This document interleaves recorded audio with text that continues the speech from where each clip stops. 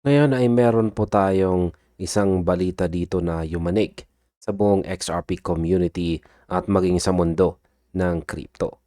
At hindi po ito galing sa kung sino-sino lang. Ito po ay nanggaling mismo sa co-founder ng XRP Ledger at ang CETO Emeritus ng Ripple na si David Schwartz. Sa isa pong sorpresang pahayag na kumalat nitong nakalipas na araw ay direkta pong sinabi ni Schwartz ang mga salitang hindi po inaasahan ng marami. Sabi niya ay huwag daw tayo mag-invest sa Ripple. Yan, sabi mismo sa title ng balita natin dito mula sa ating source na si Protus, David Schwartz says don't invest in Ripple. Isipin po ninyo mga kripto, ang isa sa pinaka-ma-impluensyang tao sa likod ng teknolohiyang ating pinaniniwalaan ay nagbigay ng isang napakalinaw na babala. Sa loob lamang ng ilang oras, ang kanyang post ay nakakuha na ng libo-libong views at nagdulot ng matinding kalituhan sa usapan. Kaya check po natin yung kanyang aktual na post. Ayan po. Ngayon ay bakit po sasabihin ng isang insider ng isang taong naging mukha ng Ripple sa loob ng 13 taon na iwasan ang pag-invest sa sarili po niyang kumpanya? Kaya sa video na ito ay pag-uusapan po natin ang bawat detalye ng balitang ito mula po sa Protus at aalamin din natin ang pagkakaiba ni XRP sa Ripple stock, ang kasalukuyang valuation ng kumpanya at kung ano ang tunay na mensahe ni David Schwartz para sa atin bilang mga retail investors. At ayan, simulan po natin sa direktang babala ni David Schwartz. Ayan, sabi po niya dito, there is really no practical way for Ripple to do that under the law. Ripple stock is without a doubt a security. If you want direct exposure to Ripple's success or failure, you can buy Ripple stock on the secondary market if you qualify under US law. But you probably should not or shouldn't. Yan. Ano nga bang ibig sabihin yan?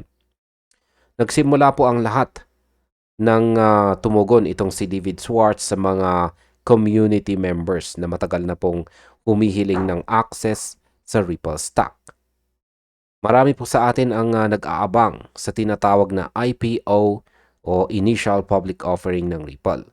Ngunit sa kanyang sagot ay tila binuhusan po niya ng malamig na tubig ang excitement ng marami.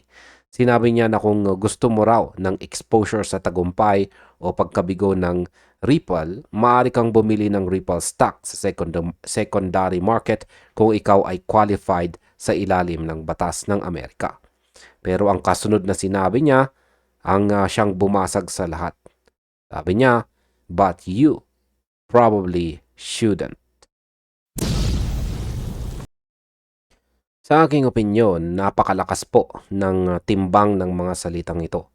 Hindi tayo sanay na makarinig ng isang executive o co-founder na pinapayuhan ang publiko na huwag pumasok sa kanilang equity.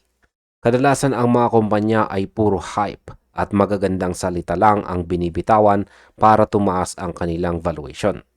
Pero itong si David Schwartz ay kilala sa pagiging prangka. Kaya masasabi ko po rito ay hindi niya sinasabing babagsak si Ripple, kundi pinapaalalahanan po niya tayo tungkol sa risk at saka accessibility.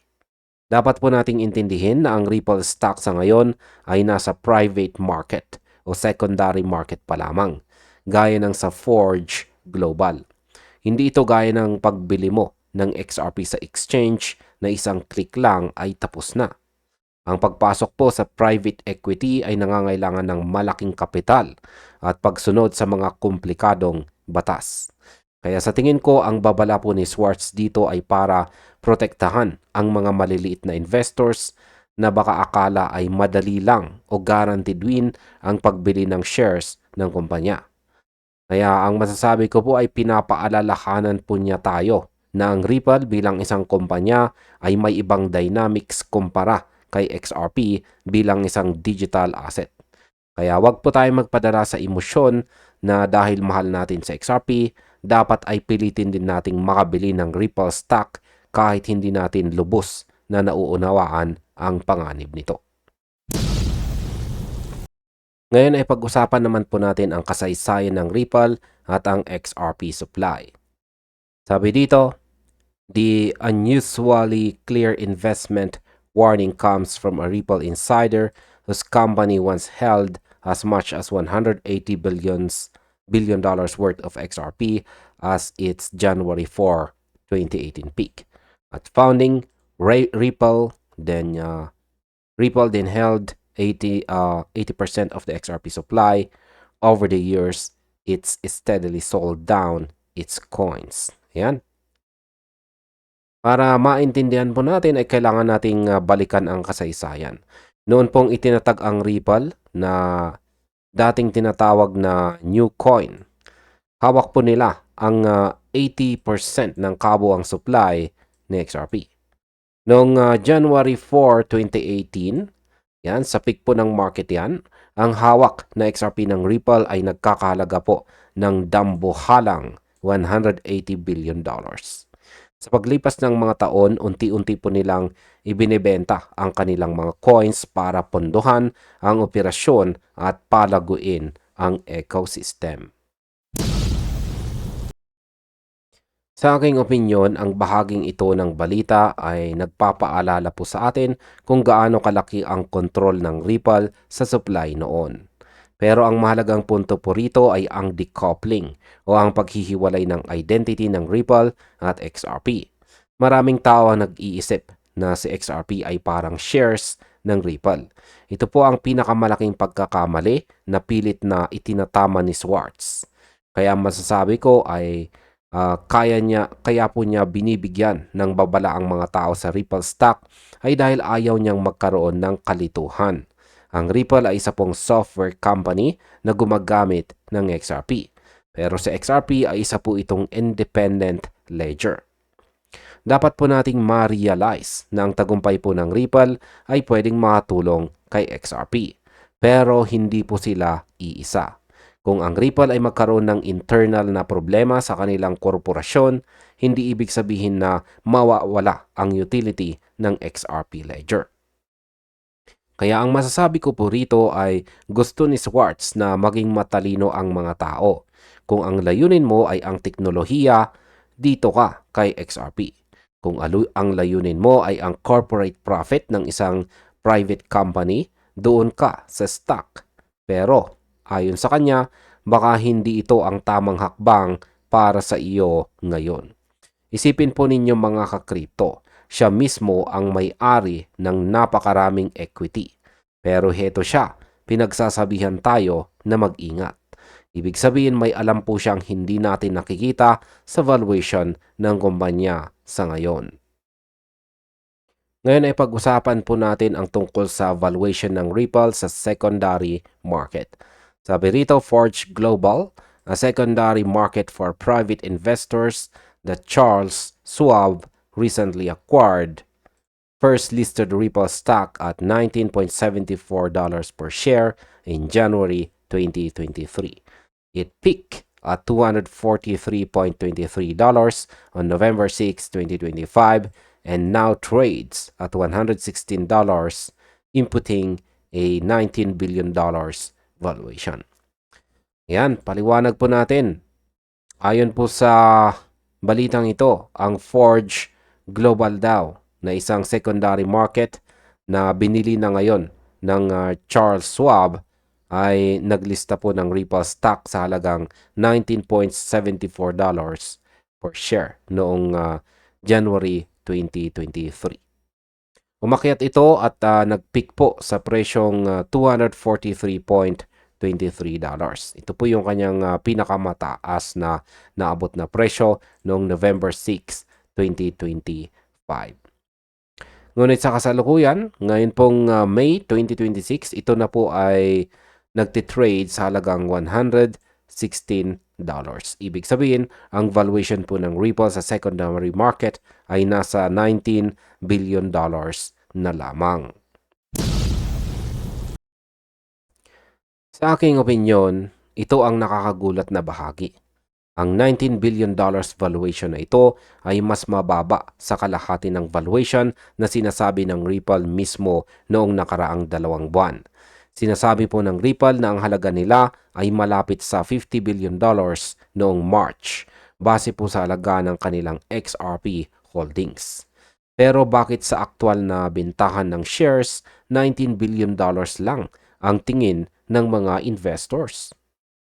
Masasabi ko po rito ay may disconnect sa pagitan ng assets na hawak ng Ripple at ang halaga ng kumpanya bilang isang negosyo. Ang mga private investors ay mukhang nagiging conservative na. Marahil ay iniisip nila na hindi po sapat na mayaman ka kay XRP. Kailangan ay kumikita ka rin. Kailangan ay kumikita rin ang iyong core business. Kaya ang masasabi ko po sa babala ni Schwartz ay baka nakikita niya na ang premium na ibinabayad ng mga tao sa Ripple stock sa secondary market ay masyadong mataas o hindi po makatwiran kumpara sa totoong takbo ng kumpanya. Kapag ang isang insider ang nagsabi na huwag kang bumili, malamang ay nakikita niya na overvalued ang shares sa ngayon o kaya naman ay may mga obligasyon ang kumpanya na hindi pa hayag sa publiko. Kaya napaka-importante na hindi tayo basta-basta sumasabay sa hype ng Ripple IPO kung ang valuation mismo ay bumabagsak ng higit sa 50% sa loob lang ng ilang buwan. Ayan, ang sunod ay pag-usapan naman po natin dito ang tungkol sa XRP is not a Ripple investment. Ayan. Sabi po rito ay Ripple has never conducted an initial public offering and there's no public stock price on which to base a valuation of its equity.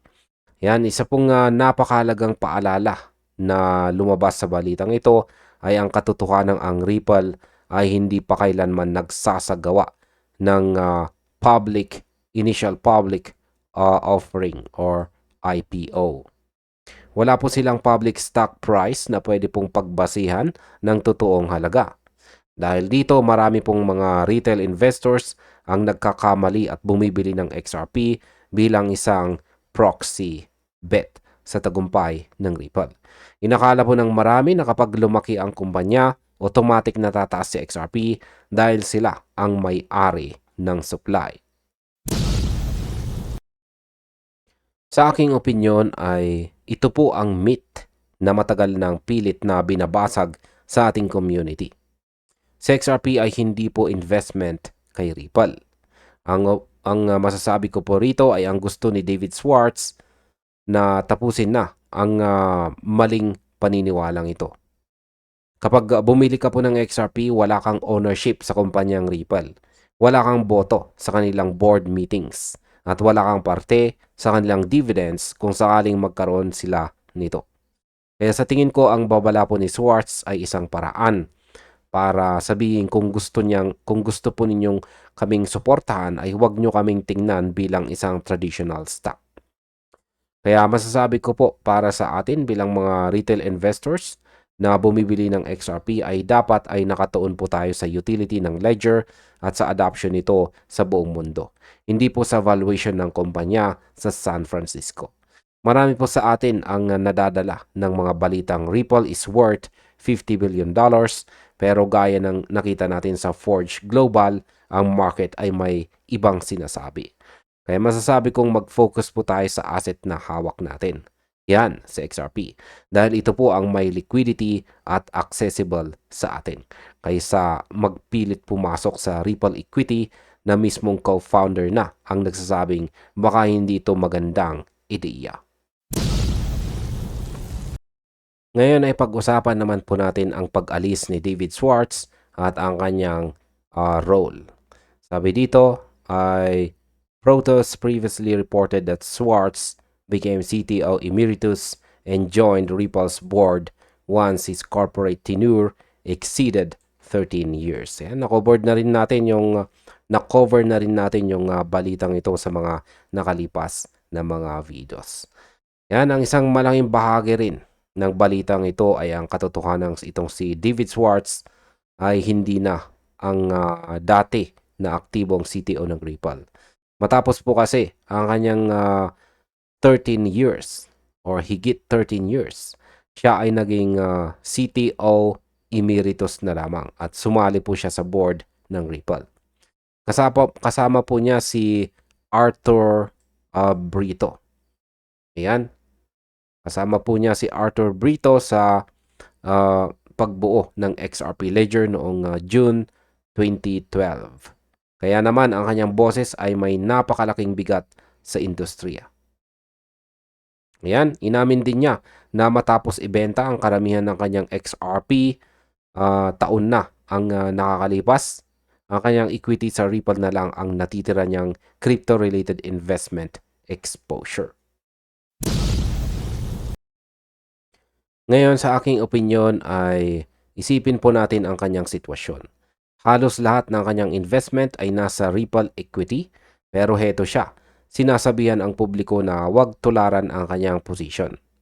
Kaya masasabi ko po rito ay nagpapakita ito ng integrity. Hindi po siya shilling o nagpo-promote ng sarili po niyang bag para lang tumaas ang value nito. Sa halip ay binabalaan po niya tayo dahil alam niya ang hirap at tagal ng paghihintay sa private equity. Kaya ang masasabi ko po sa kanyang bagong role bilang CTO Emeritus ay ibig sabihin nito ay nasa advisory capacity na lamang po siya. Maaring ang kanyang pag-step back ay nagbigay sa kanya ng mas malinaw na pananaw sa labas ng kumpanya. Kapag ang isang tao ay naging emeritus, mas nagiging malaya po siyang magsalita ng totoo dahil hindi na siya direktang nakatali sa pang-araw-araw na corporate PR. Ang opinion ko po sa kanyang pag-amin na ibinenta na niya ang karamihan ng kanyang XRP ay ito po ay isang aral sa risk management. Kung ang mismong lumikha ng ledger ay nag-diversify, tayo rin bilang mga retail holders ay dapat pong matutong hindi ilagay ang lahat ng itlog sa isang basket. Ang kanyang babala sa Ripple stock ay extension lang ng kanyang paniniwala sa transparency at saka tamang pagdidesisyon. Ang sunod ay pag-usapan naman po natin ang fair value ng Ripple at ang XRP holdings. Kamakailan po ang valuation ng Ripple ay tila sumasabay sa halaga ng kanilang XRP holdings. Nito pong March, ang kanilang valuation na $50 billion ay halos kapareho ng halaga ng XRP na nasa kanilang escrow at wallets. Ngunit sa pagpasok po ng May 2026, nakita natin ang malaking pagbabago sa secondary market prices. Sa aking opinyon ay dapat po tayong maging mapanuri. Kung ang halaga ng kumpanya ay nakabase lang sa dami ng XRP na hawak nila, ibig sabihin ba nito ay walang sariling halaga ang kanilang software products gaya ng Ripple Payments o ang kanilang CBDC platform? Ito marahil ang dahilan kung bakit sinabi ni Schwartz na you probably shouldn't invest. Kaya masasabi ko na baka nakikita niya na ang market ay hindi pa handang bigyan ng tamang halaga ang Ripple bilang isang service provider at tinitignan na lang ito bilang isang XRP vault. Yan, masasabi ko naman sa numerong ito ay simple lamang po. Ang $19 billion na valuation sa Forge Global ay mas malapit sa katotohanan ng business value kaysa sa $50 billion na base lang sa crypto prices. Kaya bilang mga investors, kailangan po nating tingnan ang revenue at profitability ng kumpanya. Kung hindi mo kayang makita ang mga figures na yan dahil private ang kumpanya, tama po si David Schwartz. Huwag kang mag-invest. Napakadelikado na pumasok sa isang bagay na bulag ka sa totoong financial health nito. Sa kabuuan, ang pahayag po dito ni David Schwartz ay isang wake-up call para sa lahat. Sa kabila ng 13 years po niyang pagsisilbi at ang kanyang status bilang co-creator ng XRP Ledger, pinili po niyang maging tapat sa publiko. Ang Ripple stock ay maaring mukhang attractive or nakakaakit dahil po sa mga usapin ng IPO, pero ang katotohanan sa secondary market at ang babala ng isang insider ay dapat po nating pakinggan. Tandaan natin, si XRP ay hindi po Ripple. Ang tagumpay ng isa ay hindi po garantisadong tagumpay ng isa sa parehong paraan. Ang Ripple ay isa pong korporasyon na may sariling hamon, habang sa XRP ay isang global utility asset. Kaya masasabi ko po ay manatili tayo nakatutok sa teknolohiya at sa adoption. Huwag po tayo magpadala sa hype ng institutional stock kung mismong ang mga taong nasa loob ay nagpapakita ng pag-aalinlangan. Ang kaalaman ay proteksyon at sa tulong ng mga ganitong balita, mas nagiging matalino po tayo sa ating mga susunod na hakbang sa market. At hanggang dito na lamang po tayo sa video na ito mga ka-crypto. Marami pong salamat sa panonood.